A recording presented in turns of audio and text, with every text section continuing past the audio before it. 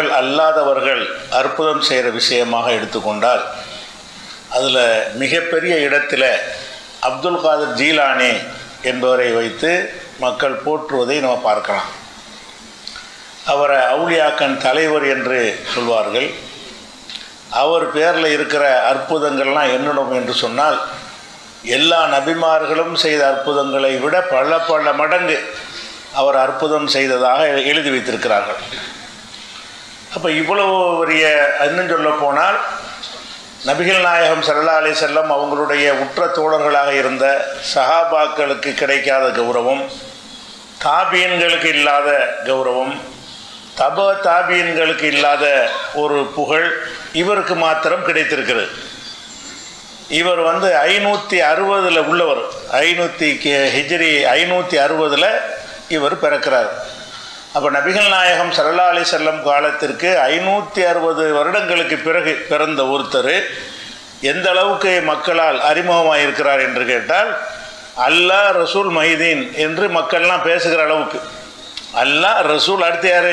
மொஹிதீன் தான் இவர் தான். மொஹிதீன் அப்துல் காதர் ஜீலானி என்பவரை தான் அப்துல் காதர் ஜீலானி என்றும் சொல்வார்கள், முஹிதீன் ஆண்டவர் என்றும் சொல்வார்கள், மைதீன் ஆண்டவர் என்றும் சொல்வார்கள். இதெல்லாம் ஒரு ஆள் தான்.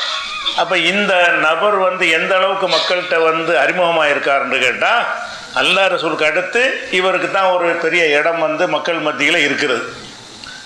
அதில் இன்னும் சொல்ல போனால் இவர் இவ்வளோ பெரிய இடத்தை அடைஞ்சிருக்காரு இல்லையா மக்கள் மத்தியில். இப்படி அடைந்ததற்கு இவர் ஏதாவது பல நூல்களை எழுதி பல சேவைகள் செஞ்சுருக்கிறாருன்னு பார்த்தா அப்படிலாம் ஒன்றுமே கிடையாது. ஒரு ஹதீஸ் கலை இமாம்கள் அறிஞர்கள்லாம் தொண்டாற்றிருக்கிறாங்கல்ல, அந்த மாதிரி ஹதீஸ் கலையை பற்றியோ அல்லது தப்சீர் குரானுக்கு ஒரு விரிவுரை எழுதுவதை பற்றியோ இந்த மாதிரி நூல்களாக எழுதி ஏதாவது குவித்திருக்கிறாரான்னு கேட்டால் அப்படியும் மக்களுக்கு ஒரு தொண்டாற்றலை. மக்களுக்கிட்ட அறிமுகமாகிறதாக இருந்தால் அவங்க எழுதின நூல்களை வைத்து அறிமுகமாவார்கள். மக்களுக்கு பாடம் நடத்திய அறிஞர் என்று பார்த்தீர்கள்னா இவரை விட பெரிய பெரிய மாணவர்கள்லாம் வைத்து பாடம் நடத்திய ஷாஃபி இமாம், அஹ்மது இப்னு ஹம்பல் போன்ற அறிஞர்கள்லாம் இருந்தாங்க. அவங்களெலாம் யாருன்னு மக்களுக்கு தெரியாது. அவங்கள பற்றின எந்த ஒரு அறிமுகமே மக்கள்கிட்ட இல்லாமல் அல்லாஹ் ரசூல் மைதீன்கிற அளவுக்கு வந்துவிட்டது. எந்த அளவுக்கு வந்துவிட்டது என்று சொன்னால், இப்போ கொஞ்சம் தமிழகத்தில் தான் குறைஞ்சிருக்கு. வட இந்தியாவில் இப்போவும் இருக்கிறது. எப்படி இருக்கிறது என்று கேட்டால், எந்த ஒரு விஷயத்தை சொன்னாலும் யா முஹிதீன் என்று தான் ஆரம்பிப்பார்கள். ஒரு கஷ்டம் வந்துருச்சுன்னு வைங்களேன், யா மொஹிதீன் ஆண்டவரே அப்படின்னு கூப்பிடுவார்கள். நாங்கள்லாம் சின்ன பிள்ளைகள் இப்படி கூப்பிட்டுருக்கோம், இப்படி கூப்பிடணும் என்று எங்களுக்கு பெற்றோர்கள் சொல்லி தருவாங்க. அப்போ யா முஹிதீன் என்று எதாக இருந்தாலும் யா முஹிதீன். பிரசவ நேரத்தில் பெண்களுக்கு யா முஹிதீன் சொல்லு, யா அல்லான்னு சொன்னால் அது அடிப்பாங்க. யா முஹிதீன் சொல்லு, மொஹிதீனை கூப்பிடு என்று சொல்கிற அளவுக்கு அவர் தான் கடவுள். அல்லாவே அவர் தான் என்று சொல்கிற அளவுக்கு மக்கள் மத்தியில் இந்த முஹிதீன் என்பவருடைய இது ஏன் இப்படி அவருக்கு புகழ் வந்துச்சுங்கிற நீ தெரிஞ்சுக்கிறது தான் அவ்வளவு சொல்கிறேன். இப்படி இவர் ஒரு சேவையும் செய்யவில்லை. ஆனாலும் என்ன இருக்கிறது, அபூபக்கர் சித்திக்கே தெரியாத ஆட்களுக்கு இவரை பற்றி தெரியும், உமர் ரலியல்லாஹு பற்றி தெரியாது, இவரை பற்றி தெரியும். அப்போ இது எப்படி இவர் என்ன அப்படி செஞ்சிட்டாரு, இஸ்லாமிய வளர்ச்சிக்கு பாடுபட்டாரா, போர்க்களங்களுக்கு போய் ஏதாவது படைகளில் சேர்ந்து அப்படியாச்சும் ஹாலித் இப்னு வலீத் மாதிரி வீரதீர பராக்கரிமா ஏதாவது செஞ்சார்? அப்படியும் செய்யலை. புஸ்தகங்களும் எழுதினதில்லை, ஒரு சேவைகளும் செஞ்சது கிடையாது. மக்களையெல்லாம் இஸ்லாத்து கொண்டு வருவதற்காக பிரச்சாரம் பண்ணி அப்படி ஏதாச்சும் பண்ணாருன்னு அப்படியும் பண்ணது கிடையாது. ஆனால் அவரை பற்றி மக்கள்லாம் தெரிஞ்சு வச்சுருக்கிறாங்க. எந்தளவுக்கு தெரிஞ்சிருக்கிறாங்கன்னு கேட்டால், இப்போ ஒரு 50 வருடத்துக்கு முன்னாடி உள்ள தமிழகத்தில் உள்ள பள்ளி வாசல்கள் எடுத்துக்கிட்டிங்கன்னா எல்லா பள்ளிவாசலுக்கும் பேர் மொஹிதீன் ஆண்டவர் பள்ளி தான். அனைத்து பள்ளிவாசல் என்ன பேர் வைப்பாங்க? மொஹிதீன் ஆண்டவர் பள்ளி இருந்தால் லெட்டர்படி அடிப்பாங்க, போர்டு எழுதி போட்டிருப்பாங்க. அது என்னத்துக்கு எப்படி வச்சுருக்கேன்னு கேட்டால், மற்ற அவுலியாக்களுக்கெல்லாம் அவங்க அடங்கின ஊரில் மட்டும் தர்கா இருக்கு. அப்துல் காதர் ஜீலானி அவங்களுக்கு உலகம் பூரா அனைத்து பள்ளிவாசலும் தர்கா, அவருடைய தர்காவும் அது. மொஹிதீன் ஆண்டவர் பள்ளின்னு ஏப்போ வைக்கிறேன்னு கேட்டால் அவர் தான் எல்லாமே. அப்படிங்கிற அளவுக்கு பள்ளி வாசல்களுக்கு எங்கள் ஊரில் பள்ளிக்கெல்லாம் அந்த பேர் தான் இருந்துச்சு. இப்போ தான் மேலே பள்ளி வடக்கு பள்ளின்னு மாற்றிட்டாங்க. கொஞ்சம் தௌஹீதுடைய விளக்கம் வந்த பிறகு அதை கொஞ்சம் மாற்றிக்கிட்டாங்களே தவிர இன்றைக்கும் தமிழகத்தில் பல ஊர்கள் மொஹிதீன் ஆண்டவர் பள்ளிவாசல் என்று தான் சொல்லப்படுகிறது. அப்போ யார் இவர்? இவருக்கு ஏன் இப்படி பில்டப் கொடுக்கப்படுகிறது? இவரை பற்றி இந்த கபூர் வணங்கிய உலமாக்கள்னு சொல்லக்கூடியவங்கெல்லாம் இவர் ஆகா ஊகோன்னு என்ன செய்வாங்க, புகழ்வாங்க. அதை புகழ்வதற்கு மட்டும் இன்னும் சொல்ல போனால் இவர் எழுதின புஸ்தகம்னு எடுத்துக்கிட்டிங்கன்னா ஒரு 3 புஸ்தகம் தான் எழுதியிருக்கிறார். அந்த புஸ்தகத்தை எடுத்திங்கன்னா ஒரு எல்கேஜி ஒரு லெவல் உள்ள ஒரு மார்க் அறிஞர் எழுதுவார்ல அந்த தரத்தில் தான் இருக்கும். அந்த நூலில் உள்ள சரக்குன்னு நான் சொல்கிறேன். அதில் அவர் எழுதினால் நிறைய ரசூல்லா பேரில் இட்டுக்கட்டின பொய்யெல்லாம் எழுதியிருப்பார். எந்த ஒரு அறிவிப்பாளர் வரிசையும் இல்லாமல் நபிகள் நாயகம் சொன்னதா என்னென்ன பொய்யெல்லாம் சொன்னாருங்கிறன்னு சொல்கிறேன். மார்க்கத்தின் பெயரால் ஒரு அறிவும் இல்லாமல் பொய்களை புழுகி இருக்கிறார் அவர் அவருடைய நூல்களில். ஆனால் சின்ன 3 நூல்கள் தான், மக்கள்கிட்ட அறிமுகமான ஒரு 3 நூல் எழுதியிருக்கிறார். அப்போ இப்படிப்பட்ட ஒருத்தர் இந்த அளவுக்கு ஃபேமஸ் ஆகியிருக்கிறார். அந்த காலத்தில் ஒவ்வொருத்தர் மைதீன் ஆண்டவருக்கு தான் நேர்ச்சை பண்ணுவாங்க. தர்காவுக்கு போகிறவங்கன்னா போயிடுவாங்க. உள்ளூரில் இருந்து கொண்டு நேர்ச்சை செய்கிறதா இருந்தால் மைதீன் ஆண்டவருக்கு நேர்ச்சை செய்கிறோம், வைத்த வழி வந்துருச்சுன்னு வைங்களேன், மைதீன் ஆண்டவருக்காக வேண்டி 1000 ரூபா செலவழிக்கிறோம்னா அந்த 1000 ரூபாயை கொண்டு வந்து பள்ளிவாசல் உண்டியலில் போடணும்னு அர்த்தம். பள்ளிவாசல் தான் அவருடைய தர்கா. அவன் மண்ணெண்ணெய் வாங்கி ஊற்றுறோன்னு அந்த காலத்தில் மண்ணெண்ணெய் வாங்கி ஊற்றுவாங்க, விளக்குலாம் கிடையாதுல்ல, அதனால் வந்து இந்த லைட்லாம் கிடையாது, பள்ளிவாசலில் மண்ணெண்ணெய் விளக்கு தான் வச்சுருப்பாங்க. அப்போ மண்ணெண்ணெய் வாங்கி ஊற்றுறது பள்ளிவாசலுக்குன்னு சொல்லி நேர்ச்சை பண்ணுவாங்க. பள்ளிவாசலுக்குள்ள மைதீன் ஆண்டவருக்கு அது பள்ளிவாசல் கொண்டாந்து தருவாங்க. நாங்கள்லாம் கொண்டு பள்ளிவாசல் கொண்டே மண்ணெண்ணெய் ஊற்றிருக்கிறோம். அப்போ இந்த மனிதர் அப்துல் காதர் ஜிலானின்னு சொல்லக்கூடிய இந்த மைதீன் ஆண்டவர் என்று சொல்லக்கூடியவர் வந்து இவர் எப்படி இந்த மாதிரி ஒரு இடத்துக்கு வந்தார்? ஒருத்தர் வருவதாக இருந்தால் அவருடைய தியாகத்தில் வரலாம், அல்லது அவருடைய வீரதீர பராக்கிரமத்தினால வரலாம். அறிவார்ந்த வாதங்களை வைத்து பெரிய ஆய்வுகள் செஞ்ச இப்னு ஹஜர், இப்னு தைமியாண்டு பெரிய அறிஞர்கள்லாம் ஹதீஸுகள் எல்லாம் அலசி ஆராயிறாங்கல்ல, அந்த நூல்கள் மூலமாக இன்றைக்கி வரைக்கும் அவங்க வாழ்ந்து கொண்டிருக்கிறார்கள். அவங்களை நம்ம அறிந்து கொண்டு வைத்திருக்கிறோம். அப்படியாவது இவருடைய நூல்களை படித்து இல்ம அறிஞ்சிக்கிறதுக்குன்னு இருக்கான்னு அப்படியும் ஒன்றும் இல்லை. நிறைய நூல்கள்லாம் எழுதவில்லை. அப்போ இவருடைய இந்த 500லேருந்து 600க்குள்ள காலத்தை எடுத்துக்கிட்டிங்கன்னா நல்ல பிரபலியமான முக்கியமான ஆட்கள்லாம் சில பேர் இருந்தாங்க. இந்த ஃபஹ்ருத்தீன் ராசின்னு சொல்லுவாங்க. தப்சீர கபீர், பெரிய தப்சீராக தான் எழுதப்பட்ட தப்சீர். கபீர்னா பெரிய தப்சீர், பெரிய தப்சீர். அந்த மாதிரி இவர் காலத்தில் வாழ்ந்த ஒருத்தர் பெரிய தப்சீராக எழுதி குவிச்சிட்டு போயிருக்கார். அவ்வளோ பிரம்மாண்டமான வால்யூமை கொண்டது. தப்சீர் ராசிம்பாங்க, தப்சீர் கபீருமாங்க. இவருடைய காலத்தில் தான் அவர் வாழ்ந்திருக்கிறார். அப்போ அப்படிலாம் கல்விக்கு தொண்டாற்றி இருக்கிறாங்க. அவரை பற்றி இப்போ நான் சொல்லும்போது தான் நிறைய பேருக்கு தெரியும். அந்த மாதிரி இப்னு அசாக்கிர்னு ஒருத்தர் இருந்தார். ஹதீஸ் நூல்களில் பெரிய நூல் அதான். ஹதீஸ் நூல் எழுதப்பட்ட நூல்களில் பெரிய தாரிக் திமிஷ்குன்னு சொல்லுவாங்க, இப்னு அசாக்கிர்னு சொல்லுவாங்க. பெரிய அதிகமான வால்யூம்களை கொண்ட ஒரு நூல் எதுண்டா அது. அதில் அர்ப்பணித்து அவருடைய காலத்திலே ஹதீஸுகளை தொகுத்து அப்படி நூல் எழுதியவர்கள்லாம் இருந்தாங்க. அவரை பற்றி யாருக்கும் தெரியல. அவருடைய காலத்தில் வாழ்ந்தவர்களுக்கு இந்த ரசூல்லா பேரில் இட்டுக்கட்ட பொய்களெல்லாம் வட்டி கட்டி சொல்லக்கூடியவராக இப்னுல் ஜவுசின்னு ஒருத்தர் இருந்தார். அவர் தான் அந்த வெட்டுக்கட்ட பொய்யான ஹதீஸுகள்லாம் ஆய்வு செஞ்சு இது பொய், இது ரசூல்லா பேரில் இட்டுக்கட்டப்பட்டதுன்னு நல்ல ஆய்வு செஞ்சு சொல்லக்கூடிய ஒரு பேரறிஞர், எக்கச்சக்கமான நூல்களை எழுதியவர். அவரும் இவர் காலத்தில் வாழ்கிறார். இவருடைய காலத்தில் பெரிய பெரிய மேதைகள்னு சொல்கிறவங்களாம் இருக்கிறாங்க. இப்படி அவங்க செஞ்சதில் ஒரு பெர்சன்ட் கூட இவர் செய்யவில்லை. ஒரு இப்னு அசாக்கிர் செஞ்ச வேலையில், அவர் தப்சீருக்கு அவர் செஞ்ச வேலையில், ஹதீஸுக்கு இப்னு ஜவுசி செஞ்ச ஒரு வேலையில், கசாலி இவர் காலத்தில் உள்ளவர் தான். இந்த கசாலி இமாம்ங்கிறாங்களே, அவர்லாம் இவருடைய காலத்தில் உள்ளவர் தான். இந்த கசாலிங்கிறவராது நிறைய நூல்களை எழுதி குவிச்சிருக்காரு. அவரும் தவறான கொள்கைகளை சொன்னாலும் அவராச்சும் சில நூல்களை எழுதி குவித்திருக்கிறார். ஆனால் இந்த அப்துல் காதர் ஜிலானிங்கிறவர் ஒரு நூல்கள் வழியாகவும் மக்களுக்கு ஒரு சேவையும் செய்யவில்லை.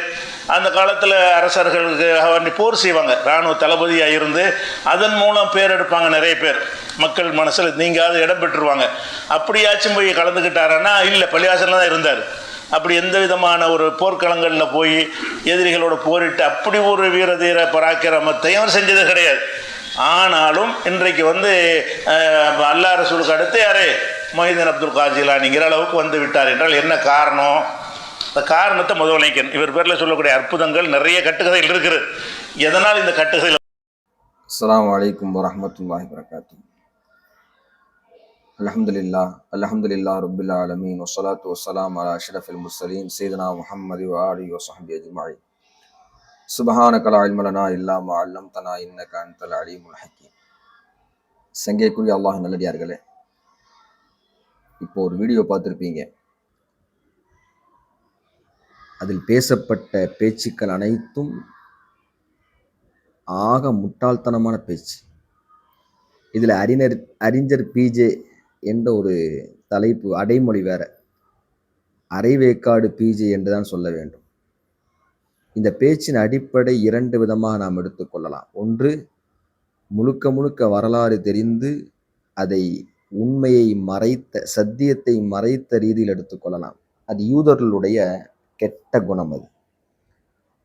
இன்னொன்று, எதுவுமே தெரியாமல் சும்மா நுனிப்புல் மேய்ஞ்சிட்டு வந்து உருட்டுறது, உளறல் அப்படின்னு எடுத்துக்கலாம். 2 விளக்கம், 2 விதமுமே நம்முடைய பிஜே அவர்களுக்கு மிகவும் பொருத்தமான பட்டம் தான். அரைவேக்காடு பிஜே என்று சொல்லலாம். சத்தியத்தை மறைத்து மார்க்கத்தின் மிகப்பெரிய மோசடி செய்கின்ற பிஜே என்றும் கூட சொல்லலாம். ஏன்னா இவன் யாரு? நபிகள் நாயகம் ஸல்லல்லாஹு அலைஹி வஸல்லம் அவர்களுடைய புகழையே மறுத்தவர்கள், மறைத்தவர்கள். ஹதீஸையே மறுத்துட்டான். சஹாபிகளை கொச்சையாக பேசியவர்கள், இமாம்களை இழிவாக பேசியவர்கள். இதிலே நம்முடைய மகான் கௌசுல் ஆலம் முஹியுத்தீன் அப்துல் காதிர் ஜீலானி ரலியல்லாஹு அன்ஹு அவர்களை குறித்து இப்படி பேசுவது ஒன்றும் ஆச்சரியப்படக்கூடிய விஷயம் அல்ல. ஏன்னா இவர்கள் அதற்கென்றே படைக்கப்பட்டவர்களை போன்று அல்லாஹ் நமக்கு காட்டுகின்றான். அல்லாஹ் நம்மை பாதுகாக்க வேண்டும். இவர் பேசிய அந்த வீடியோவில் திரும்ப திரும்ப ஒரு விஷயத்தை வலியுறுத்தி சொல்கின்றார். நாம் இந்த பதிவு போடுகின்ற காரணம் என்னவென்று சொன்னால், அதில் 3 இடத்தில் அவர் சொல்லி காட்டுகின்றார். என்ன பண்ணாரு அப்துல் காதிர் ஜீலானி? மார்க்கத்துக்கு என்ன சேவை செய்தார்? எந்த சேவையும் செய்யவில்லை. மார்க்கத்துக்கு எந்த சேவையும் செய்யவில்லை. கிதாப் எழுதவில்லை. போர்க்களத்துக்கு செல்லவில்லை. மக்களை இஸ்லாத்தின் பக்கம் அழைப்பதற்கான எந்த முயற்சியும் செய்யவில்லை என்று திரும்ப திரும்ப அவர் சொல்கின்றார். அதை நம்மால் தாங்க முடியவில்லை. வரலாறு நெடுங்க நாம் பார்க்கின்ற பொழுது மார்க்கத்தில் மறுக்க முடியாத, மறைக்க முடியாத மகத்தான சேவை செய்தவர்கள் மகான் கல்பில் நிறைந்த கௌசுல் ஆலம் முஹியுத்தீன் அப்துல் காதிர் ஜீலானி ரலியல்லாஹு அன்ஹு அவர்கள் என்பதை வரலாறு நெடுகிலும் நாம் பார்க்கலாம். நீ என்ன செய்த மார்க்கத்திற்கு? உட்கார்ந்து நீ பேசிட்டு இருக்கிய, நீ என்ன செய்த? அவர் சொல்றாரு, அல்லாஹ் ரசூலுக்கு அடுத்து முஹியுத்தீனை கூப்பிடுறாங்க. அல்லாஹ் ரசூலுக்கு அடுத்து மக்களுக்கு மத்தியில் முஹியுத்தீன் இவ்வளவு பிரபலியமா இருக்காரு. அபூபக்கர் சித்தீக் ரலியல்லாஹு அன்ஹு அவர்களை அறியாதவர்கள் எல்லாம் அப்துல் காதிர் ஜீலானி அறிந்திருக்கின்றார்கள். உனக்கு என்னடா வலிக்குது? உனக்கு அவ்வளவு பொறாமை? நம்முடைய பதில் ஒன்றே ஒன்றுதான், ஸாலிக ஃபதுலுல்லாஹ், அது அல்லாஹ்வுடைய ஃபதுல், யுத்தீஹி மை யஷா, அல்லாஹ் அதை நாடியவர்களுக்கு கொடுப்பான். அதற்காக கௌசுல் ஆலம் ரலியல்லாஹு அன்ஹு அவர்களுக்கு முன்னால் வாழ்ந்த இமாம்கள் சஹாபிகளை விடவும் உயர்ந்தவர்கள் என்று நாம் ஒருபோதும் சொல்ல மாட்டோம், சொல்லவும் கூடாது. சஹாபிகளுக்குரிய அந்தஸ்து வேறு, இமாம்களுக்குரிய அந்தஸ்துகள் வேறு. சஹாபிகள் அமர்ந்த ஒட்டகத்தின் காலில் பட்ட தூசிக்கு கூட நான் சமமாக மாட்டேன் என்று சொன்னவர்கள் கல்பில் அறிந்த கௌசுல் ஆலம் ரலியல்லாஹு அன்ஹு அவர்கள். அவர்களுடைய அந்தஸ்து என்ன? இப்படி எல்லா இடத்துலையும் கூப்பிடுறாங்க. உலகம் முழுக்க அவர்கள் பிரபலியமா இருக்காங்க. எப்படி பிரபலியமானாங்க? அல்லாஹ் போட்டான் பிரியத்தை, எல்லோருடைய உள்ளத்திலும் அவர்களை பற்றியுள்ள கண்ணியத்தை போட்டான். உலகம் முழுக்க தமிழகத்தில் பெரும்பாலும் முஹியுத்தீன் மஸ்ஜித் என்று இருக்கிறது என்று அவர் பேசுறார். அதுக்கு ஒரு தவறான விளக்கம் கொடுக்கின்றார். எல்லோரும் முஹியுத்தீன் மஸ்ஜித் என்று பெயர் வைத்தது அது முஹியுத்தீன் ஆண்டவருடைய தர்கா என்பதனால் வைத்தார்கள் என்று சொல்கின்றார். அப்பட்டமான பொய், அவதூறு. அது முஹியுத்தீன் மஸ்ஜித் என்று ஏன் வைத்தார்கள்? தீனுக்கு அவர்கள் ஆற்றிய மகத்தான சேவையின் நன்றி கடனாக அவர்கள் பெயரை வைத்தார்களே தவிர அங்கு யாரும் அவர்களை வணங்கவில்லை, அல்லாஹுவைத்தான் வணங்குகின்றார்கள் என்பதை நாம் விளக்க வேண்டும்.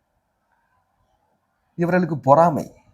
தனி மனித வழிபாடு கூடாது, எந்த ஒரு மகானையும் அல்லாஹ்வின் அளவுக்கு உயர்த்துவது கூடாது, யாரையும் பின்பற்றுவது கூடாது, குர்ஆன் ஹதீஸை மட்டும்தான் பின்பற்ற வேண்டும் என்ற பிம்பத்தை வைத்துவிட்டு இவர் உட்கார்ந்து டெய்லி பேசிட்டு இருக்காரு. ஆப்பிரிக்கால இருந்து கேட்ட கேள்வி, ஆஸ்திரேலியால இருந்து கேட்ட கேள்வி, அமெரிக்காவில இருந்து இப்படி கேட்டிருக்காரு, அவர் இப்படி கேட்டிருக்காரு, இவர் உட்கார்ந்து டெய்லி வியாக்கியானம் சொல்றாரு. எதுக்கு வியாக்கியானம் சொல்றீங்க? நீங்க குர்ஆன் ஹதீஸை பின்பற்ற வேண்டும், குர்ஆன் ஹதீஸை மட்டும்தான் பின்பற்ற வேண்டும் என்று சொன்னால் குர்ஆன் ஹதீஸை கையில கொடுத்துட்டு போயிட வேண்டியதானே? நீங்க ஏன் உட்கார்ந்து எல்லோருடைய கேள்விகளுக்கும் பதில் சொல்லுகின்றீர்கள் என்று சொன்னால், அப்போ முன்னாடி வந்த எல்லா இமாம்களும் மகான்களும் எந்த சேவையும் செய்யவில்லை. அவர்கள் எல்லாம் பிதஅத்தை சொன்னார்கள், ஷிர்கை சொன்னார்கள், குஃபரை சொன்னார்கள், தன்னை மட்டுமே முன்னிறுத்தினார்கள் என்று சொல்லிவிட்டு இவர் என்ன செய்கிறாரு? இவர் தன்னை முன்னிறுத்துகின்றார். இந்த பிஜே என்ற அரைவேக்காடு தன்னை முற்படுத்துகின்றார், தன்னை முன்னிலைப்படுத்துகின்றார். வாட்ஸ்அப் கேள்விகளுக்கு பதில், சமகால பிரச்சனைகளும் தீர்வுகளும் என்று இவர் உட்கார்ந்து சொல்லிக்கிட்டு இருக்கார். அப்ப நீங்க சொல்லலாம், நீங்க விளக்கம் சொல்லலாம், பரிசுத்தமான வாழ்க்கைக்கு சொந்தக்காரலான எங்களுடைய இமாம்கள், எங்களுடைய மகான்கள் சொன்னால் அது ஷிர்கு, குஃப்ரு.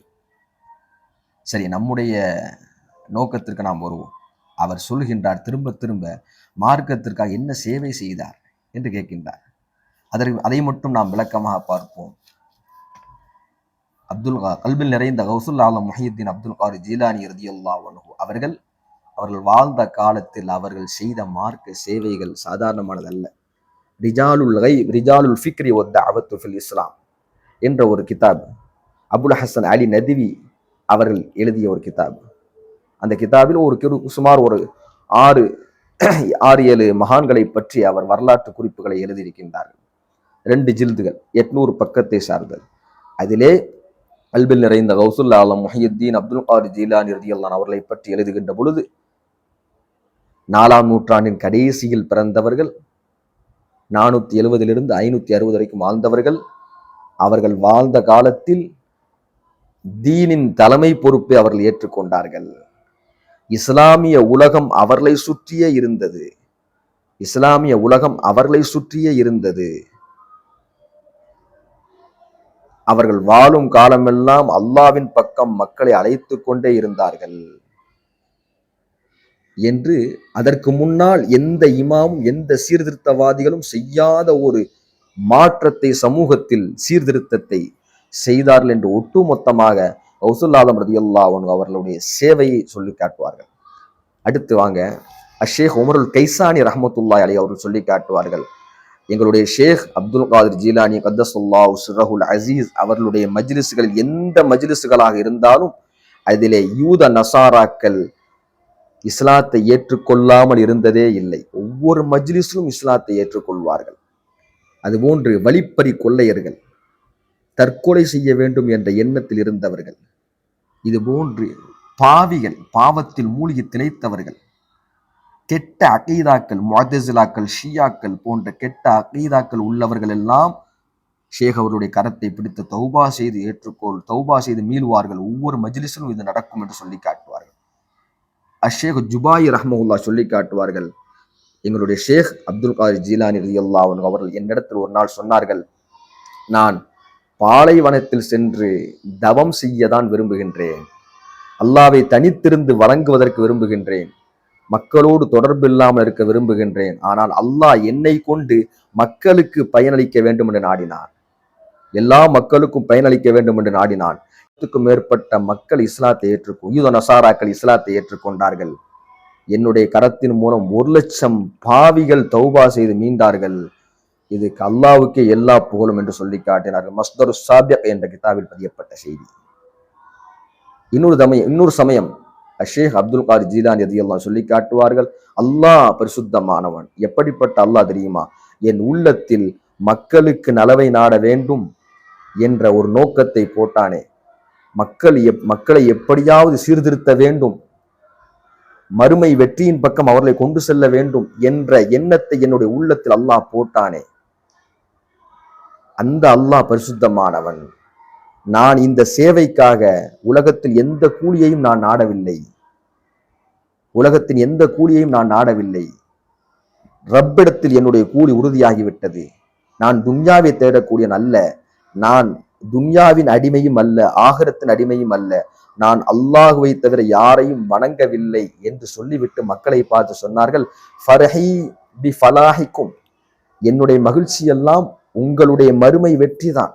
வகம்மீலி ஹலாக்கிக்கும், என்னுடைய கவலை எல்லாம் உங்களுடைய மறுமை அழிந்து போவதுதான் என்று சொன்னார்கள். ஃபத்ஹுர் ரப்பானி என்று அவர்கள் எழுதிய கிதாபில் வரக்கூடிய செய்தி. அப்ப முழுக்க முழுக்க மக்களுடைய மறுமை வெற்றியே தன்னுடைய நோக்கமாக கொண்டு வாழ்ந்தவர்கள் கௌசுல் ஆலம் ரலியல்லாஹு அன்ஹு அவர்கள். இவர் கேட்கின்றார், என்ன சேவை செய்தார் என்று கேட்கின்றார். அருமையானவர்களை சிந்திக்க வேண்டும்.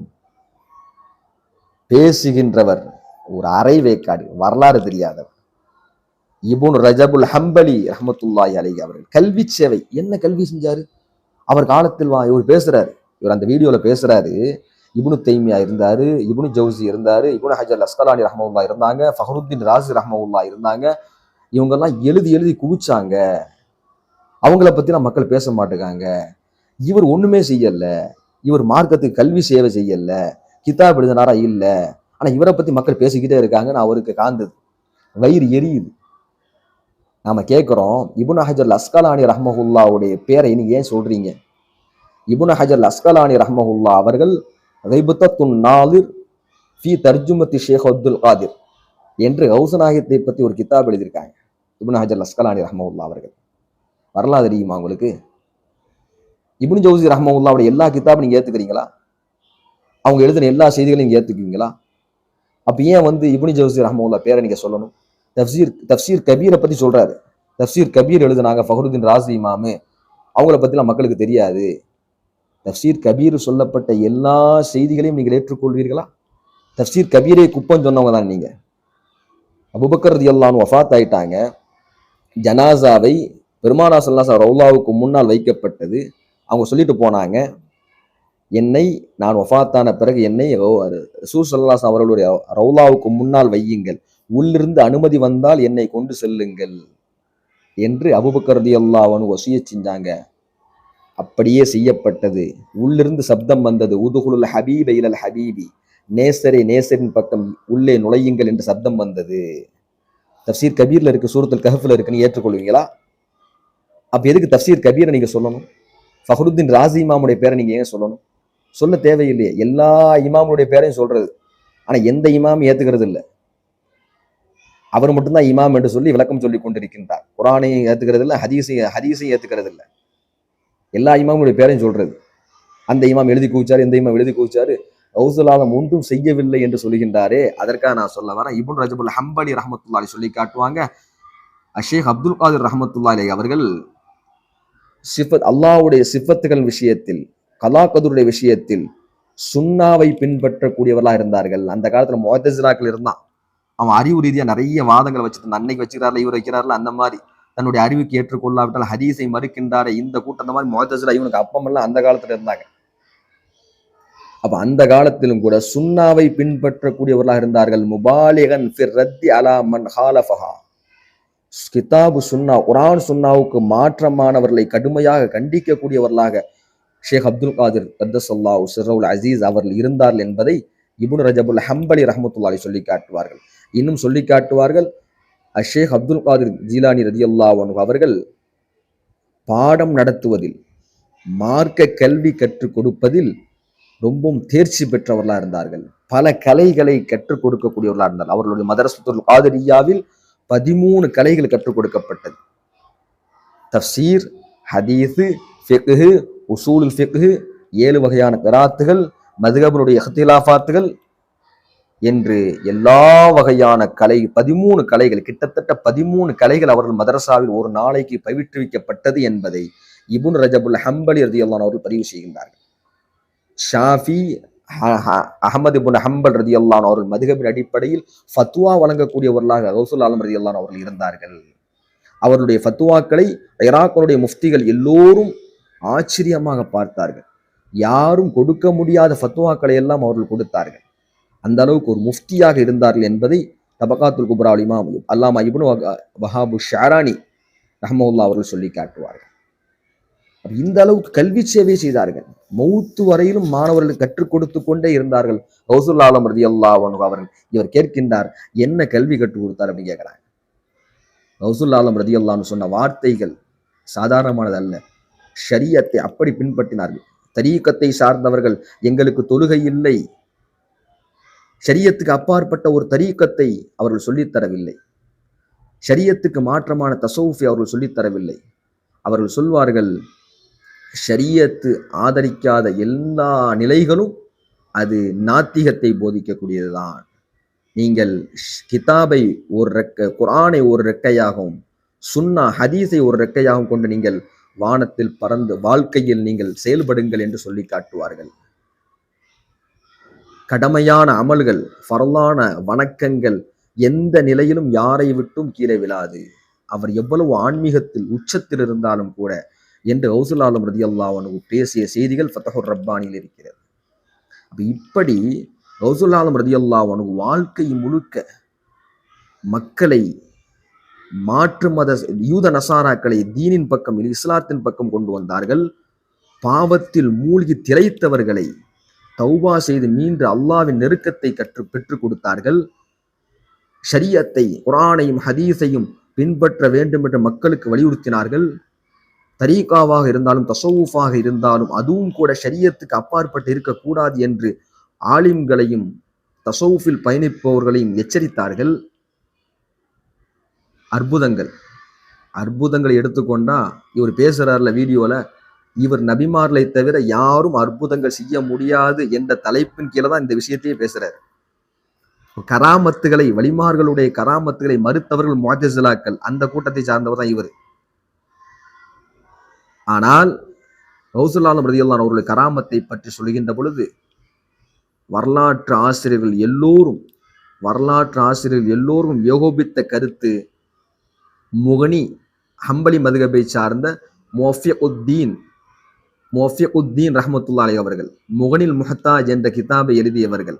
அவர்கள் சொல்லி காட்டுவார்கள், எந்த இறைநேசருடைய கராமத்தும் இவ்வளவு ஆதாரபூர்வமாக இருந்ததில்லை கௌசுல் ஆலம் ரலியல்லாஹு அன்ஹு அவருடைய கராமத்தை விட என்று சொல்லி காட்டுவார்கள். இஸ்ஸுத்தீன் இப்னு அப்துஸ்ஸலாம் ரஹ்மத்துல்லாஹி அவர்களும் இதே கருத்தை பதிவு செய்வார்கள். உங்க இப்னு தைமியா, வஹாபிகளின் தந்தையான இப்னு தைமியாவை கூட இதே கருத்தை பதிவு செய்வார். ஜலாஉல் ஐனைன் லில் ஆலூசி ரஹ்மத்துல்லாஹுடைய ஜலாஉல் ஐனைன் என்ற கிதாபிலும், தபகாத்துல் ஹனாபிலா என்ற கிதாபிலும், தபகாத்துல் குப்ரா அல்லாம அப்துல் வஹாபு ஷாரானி அவருடைய கிதாபிலும் இந்த செய்திகள் பதிவு செய்யப்பட்டுள்ளது. அப்ப இஸ்ஸுத்தீன் இப்னு அப்துஸ்ஸலாம், இப்னு தைமியா, அதுபோன்று எல்லா வரலாற்று ஆசிரியர்களும் சொல்லி காட்டுவார்கள். இப்னு ஹஜர் அஸ்கலானி ரஹ்மத்துல்லாஹி சொல்லி காட்டுவார்கள். இமாம் நவவி ரஹ்மத்துல்லாஹி சொல்லி காட்டுவார்கள். எந்த ஒரு ஷேகுடைய கராமத்துகளும் அற்புதங்களும் கௌசுல் ஆலம் ரலியல்லாஹு அன்ஹு அவர்களுடைய அற்புதத்தை போல முத்தவாத்திராக சனதுகளோடு ஆதாரங்களோடு வந்ததில்லை என்று சொல்லி காட்டுவார்கள் எல்லா இமாம்கள். அது மட்டுமல்ல, இமாம் தஹபி அவங்க வஹாபிகளும் கூட ஏற்றுக்கொள்ளக்கூடிய இமாம் தஹபி, பிரபலியமான வரலாற்று ஆசிரியர் ஷேக் அப்துல் காதிர் ஜீலானி ரலியல்லாஹு அன்ஹு அவர்களை தன்னுடைய வரலாற்று கிதாபில் சியர் அலாமுன் நுபலாவில் பதிவு செய்கின்ற பொழுது 9 சிஃபத்துகளை கொண்டு சொல்லி காட்டுவார். அப்துல் காதிர் ஜீலானி ரலியல்லாஹு அன்ஹு அவர்கள் அஷேக், அல் இமாம், அல் ஆலிம், அஸ் ஜாஹித் உலக பற்றற்று வாழ்ந்தவர், அல் ஆரிஃப் அல்லாவை மிகவும் அறிந்தவர், அல் உதுவத் முன்மாதிரியான ஆலிம், ஷேகுல் இஸ்லாம் இஸ்லாத்தின் ஷேக்,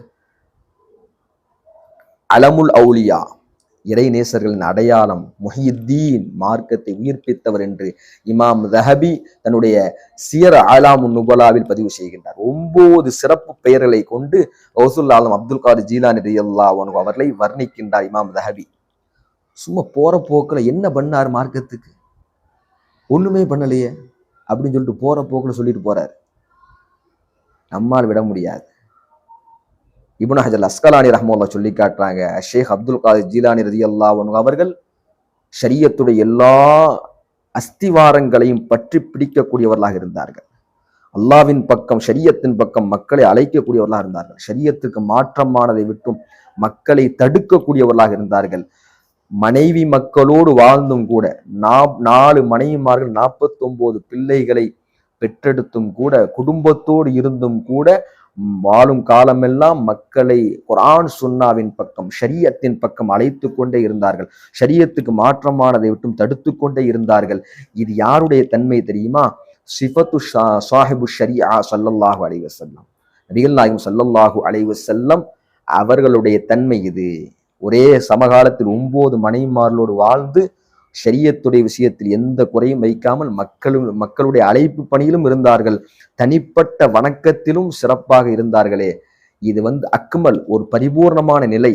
இந்த நிலை ஸல்லல்லாஹு அலைஹி வஸல்லம் அவர்களுக்கு இருந்தது. அது போன்ற கௌசுல் ஆலம் ரலியல்லாஹு அன்ஹு அவர்களுக்கு இருந்தது என்று நாம சொல்லலங்க. அவர் வீடியோல சொன்னார்ல, இப்னு ஹஜர் அஸ்கலானி ரஹ்மத்துல்லாஹி அலைஹி அவங்க பதிவு செய்யறாங்க. கலாயுல் ஜவாஹிர் என்ற கிதாபில பதிவு செய்யறாங்க. அது மாத்திரமல்ல, அவர் சொல்றாரு, எந்த இமாம்களாவது, எந்த ஆலிம்களாவது, மகான்களா, எந்த அறிஞர்களாவது இவரை புகழ்ந்திருக்காங்களா? இன்றைக்குள்ள தர்கா வணங்கிகள் தான் என்ன செய்யறாரு? ஒரு கொச்சையான வார்த்தை அது, தடித்த வார்த்தை அது, திமிருத்தனமான வாதம் அது. அவர் பேசுகின்றார், தர்கா வணங்கிகள் தான் என்ன செய்யறாங்க? இவரை புகழ்றாங்க. இப்னு குதாமா அல் மக்தசி ரஹ்மத்துல்லாஹி சொல்லி காட்டுறாங்க, நாங்க 561 பகதாதுக்குள் நுழைந்தோம்.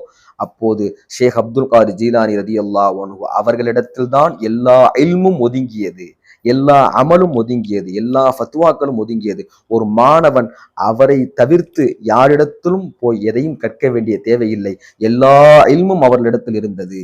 அல்லாஹ் அவர்களிடத்தில் அழகிய தன்மைகளை எல்லாம் ஒன்று கூட்டினான்.